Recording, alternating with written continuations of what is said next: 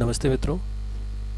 कनिष्ठ लेखाकार भर्ती परीक्षा के लिए जो हम क्विज तैयार कर रहे हैं उसका दूसरा वीडियो है ये। पहले क्विज में हमने 19 प्रश्नों के जवाब आपको बताए थे। आज 20वें प्रश्न से कुछ प्रश्न आपके सामने लेकर आ रहे हैं। आप इन्हें गौर से देखिएगा, उसे सीखिएगा, निश्चित रूप से आपको फ़ायदा होगा। तो ये बिना किसी देरी के हम 20वां प्रश्न लेते हैं। अधीनस्थ सेवा लेखा सेवा के अधिकारियों और कर्मचारियों के कर्तव्य एवं उत्तरदायित्व का उल्लेख सामान्य वित्त लेखा नियम के किस नियम में परिभाषित किया गया है? यानी अकाउंटेंट, जूनियर अकाउंटेंट, अकाउंट्स अधिकारी वगैरह जिन होते हैं उनके क्या उत्तरदायित्व हैं, क्या कर्तव्य हैं, ये GF&AR बुक के किस नियम में परिभाषित किए गए हैं? कौन से नियम के अंतर्गत ये है? ठीक है, तो इसमें अपने पास सही जवाब है नियम 25 के तहत। इसमें नियम 25 के तहत ये प्रावधान किया गया है। उसमें ये तय किया गया है कि किस अधिकारियों, किन किन अधिकारियों, कर्मचारियों यानी कि लेखा सेवा के उनके क्या कर्तव्य हैं और क्या उनके उत्तरदायित्व हैं। ठीक है, लेते हैं हम प्रश्न 21वां। राज्य सरकार को देय राशियां प्राप्त करने पर उसे जमा करवाया जाएगा। राज्य सरकार को देय राशियां प्राप्त करने पर उसे जमा करवाया जाएगा। यानी राज्य सरकार को जो देय राशियां होती है ना, उसे प्राप्त करके किस में जमा कराया जाता है? ऑफिस में रखते नहीं है, कहीं ना कहीं किसी न किसी निधि, किसी न किसी खाते में जमा होती है वो। तो कौन से खाते में उसको जमा कराया जाता है? तो इसका उत्तर है अ और ब दोनों में से किसी एक में। यानी राज्य की संचित निधि में भी जमा करवाया जा सकता है और राज्य के लोक लेखा में भी जमा कराया जा सकता है इसको। तो राज्य सरकार को देय जो राशियां होती है उसको जमा राज्य की संचित निधि और राज्य के लोक लेखा दोनों में जमा कराई जा सकती है। तो उत्तर होगा आपका स, अ और ब दोनों में से किसी एक में, इसमें या इसमें।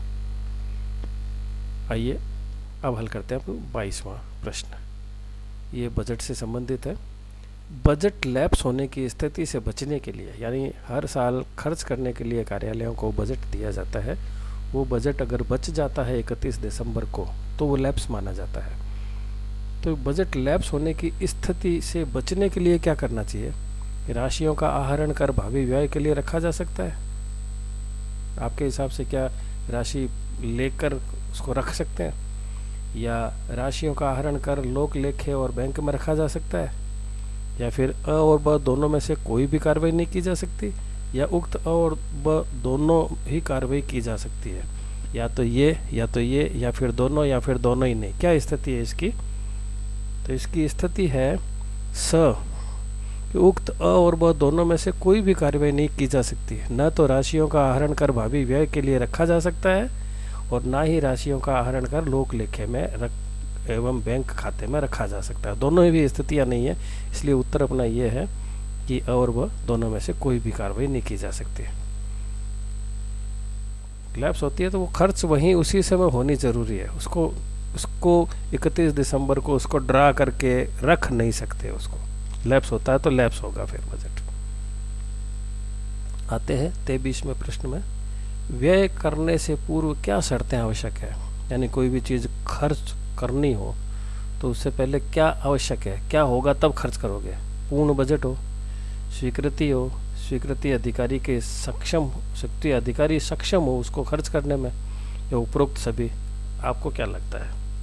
ऐसे प्रश्नों के अंदर लगभग उत्तर द ही सही होता है, क्योंकि बजट होगा पूरा तभी खर्च कर पाओगे, उसकी स्वीकृति होगी खर्च करने की तभी कर पाओगे, और स्वीकृतिकर्ता अधिकारी सक्षम हो उसकी स्वीकृति देने में तभी संभव होगा। इसलिए उत्तर इसका होगा द, उपरोक्त सभी। अब आते हैं 24वें क्वेश्चन पर। 24वें क्वेश्चन क्या कहता है? देखिए, कोई व्यय यानी कोई खर्च वित्तीय औचित्यता के स्तर का पालन नहीं करता यदि, यानी वित्त की औचित्य उसके खर्चे का व्यय वित्तीय औचित्य, उसका औचित्य है, उसका स्तर है, उसके स्तर का है या नहीं है, इसकी पालना नहीं करता है। यदि भत्ते किसी के लाभ का स्रोत बने, यानी भत्ते किसी के लाभ का स्रोत होते नहीं है, ठीक है ना। भत्ते जो दिए जाते हैं वो उसको किसी न किसी कंपनसेशन में दिए जाते हैं, इसलिए भत्ते किसी के लाभ का स्रोत होते नहीं है। तो वो किसी के लाभ का स्रोत बने, भोग से प्रथम दृष्टिया अधिक हो, व्यय करने की शक्ति का प्रयोग स्वयं के फायदे के लिए हो, या उपयुक्त सभी। इसके अंदर आप क्या बताएंगे 24वें प्रश्न में? देखो, इस तरह के मामले में उपरोक्त सभी उत्तर आता है, क्योंकि भत्ते किसी के लाभ का स्रोत बने तो उसकी पालना नहीं करता, वित्तीय औचित्यता नहीं है उसकी, फिर वो वित्तीय औचित्य नहीं है वो। ठीक है, भोग से प्रथम दृष्टिया अधिक हो, यानी कि जितना खर्च किया जाए उससे अधिक हो तो भी नहीं है। व्यय करने की शक्ति का प्रयोग स्वयं के फायदे के लिए अगर कोई खर्च किया है, व्यक्तिगत फायदे के लिए, तो भी उचित नहीं है। इसलिए तीनों ही स्थितियों में उसका औचित्य जो है वो सही नहीं होता है। इसलिए कोई व्यय वित्तीय औचित्यता के स्तर का पालन तब तक नहीं करता जबकि ऐसी ऐसी चीज़ें इसके अंदर हो, यानी कि उत्तर हो उपरोक्त सभी। इस मामले में आप शायद समझ गए होंगे कि औचित्य का मतलब ये होता है कि क्या ये खर्च जो किया गया वो उचित था क्या, कि भत्ते जो भत्ता दिया गया वो भत्ता किसी के लाभ का स्रोत था तो उचित नहीं था, कि भोग से प्रथम दृष्टिया अधिक हो तो भी उचित नहीं था, और व्यय अगर खुद के फायदे के लिए किया है तो भी उचित नहीं है। इसका मतलब उपरोक्त सभी, ये द उसमें उत्तर सही हुआ। इसके बाद आ गए हम 25वें क्वेश्चन पर। नियंत्रण अधिकारी को व्यय के लिए क्या क्या देखना अनिवार्य है? जो नियंत्रण अधिकारी है वही खर्चे को देखता है, तो उसको क्या क्या देखना ज़रूरी है अगर खर्च करते वक्त? व्यय बजट सीमाओं के अंदर किया गया है, व्यय लोक हित में किया गया है, और व्यय उन उद्देश्यों के लिए है जिनके लिए राशि प्रवांछित थी।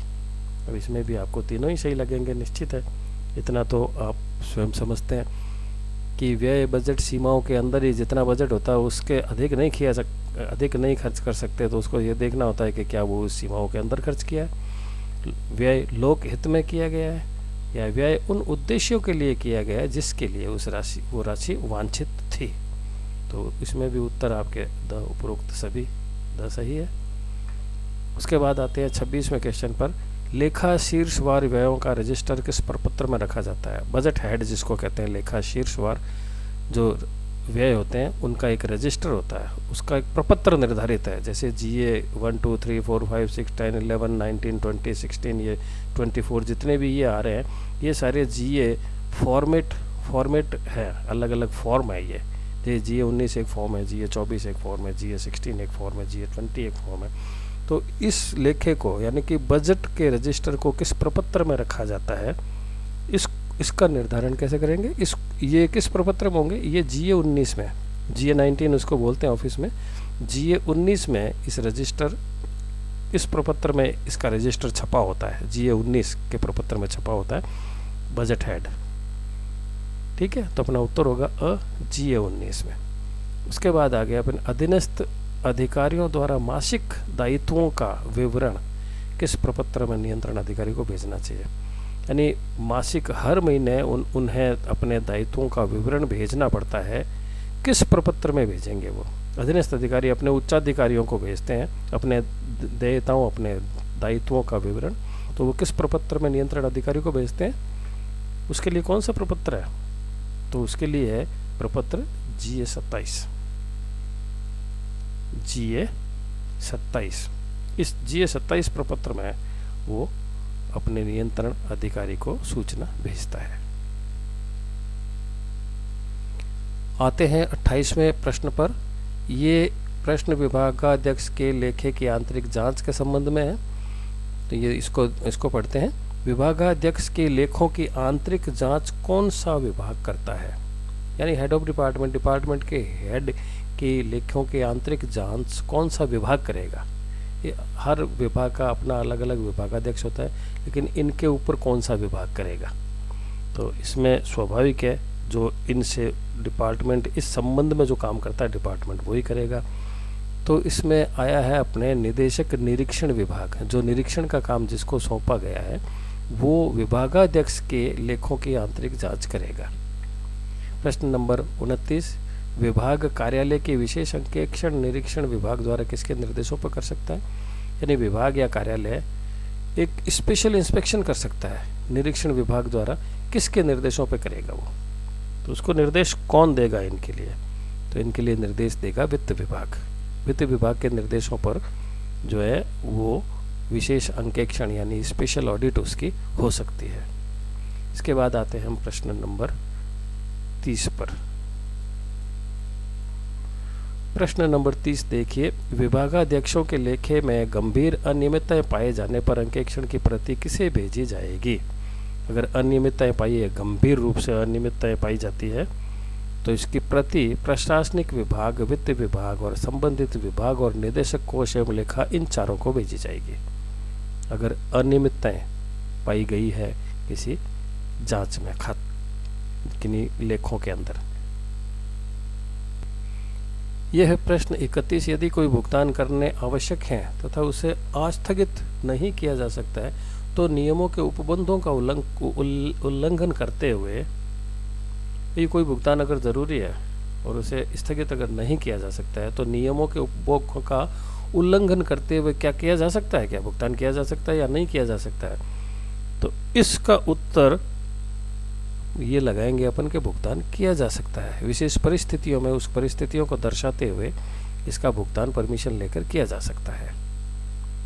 उसके बाद आता है प्रश्न 32। कोई सरकारी कर्मचारी उसके द्वारा बनाए जाने वाले लेखों पर विवरणिका की किन किन बातों के लिए उत्तरदायी हो सकता है? कोई सरकारी कर्मचारी उसके द्वारा बनाए जाने वाले लेखों, यानी कोई सरकारी कर्मचारी जो उन लेखों पर यानी कि काम करता है, जैसे कोई अकाउंटेंट है वगैरह जो, तो उस विवरणिका की किन किन बातों के लिए उत्तरदायी हो सकता है? वो जो बात पूर्णता, सत्यता, समयबद्धता या उपरोक्त सभी, किन किन बातों के लिए वो उत्तरदायी होगा? उत्तरदायी तो सभी के लिए होगा ना। उत्तरदायी तो पूर्णता के लिए भी वही उत्तरदायी है, सही होगी, सत्यता के लिए भी वही उत्तरदायी होगा, समयबद्धता भी उसके लिए ज़रूरी है, तो उसके लिए वह उपरोक्त सभी। यानी कोई भी सरकारी कर्मचारी जिस खाते पर काम करता है, यानी जिस सीट का, ये समझ लो इनडायरेक्ट, जिस सीट का काम करता है उस सीट के लिए वो पूर्ण रूप से उत्तरदायी हो सकता है और उत्तरदायी होता है।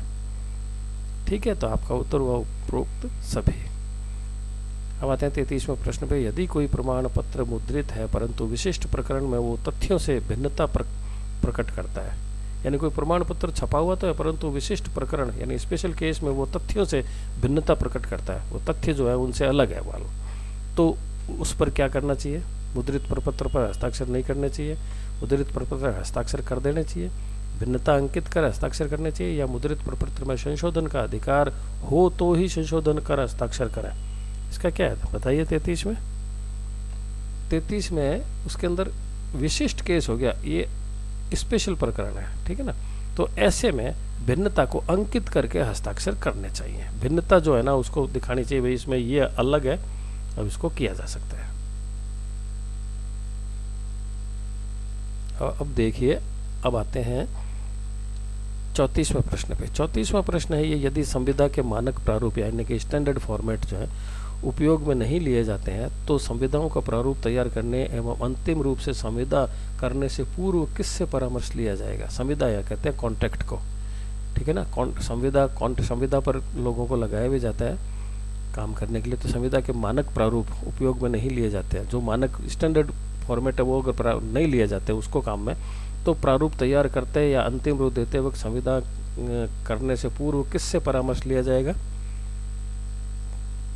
किससे परामर्श लिया जाएगा कि इसके लिए क्या क्या शर्तें एवं कंडीशन होगी?